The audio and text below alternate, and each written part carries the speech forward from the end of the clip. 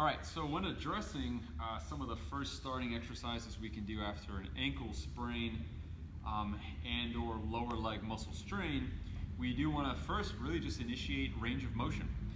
If there is inflammation, this is an opportunity to utilize this exercise to help and address some of that simply by using just position relative to gravity, meaning gravity brings everything down to the ground. So in putting the leg in that position, we do see that there's a good supporting evidence that this does help to reduce some of the inflammation. So again, very basic drill.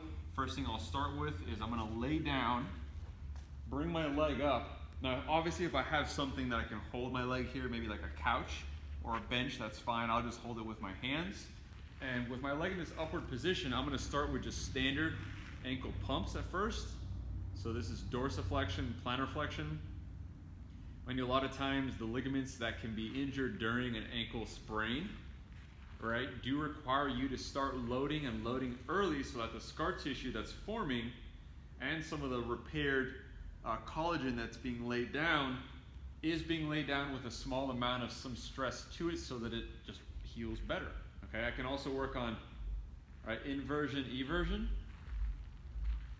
and I can combine all these movements by now addressing what we call the ankle alphabet. So starting with kind of capital letters, A, B, and so forth, utilizing lowercase letters, right, B, lowercase c, and sometimes using even cursive. This just allows you to kind of move your ankle into all the various kind of nooks and crannies that it has, obviously in a pain-free, manner, but also the elevation and the pumping action does help to address some of the overall fluid, right, that is essentially being held in place between the muscle, between some connective tissue. Inflammation is not a component of your arteries and your veins. If it was, you'd have a clot. So that's not what's happening.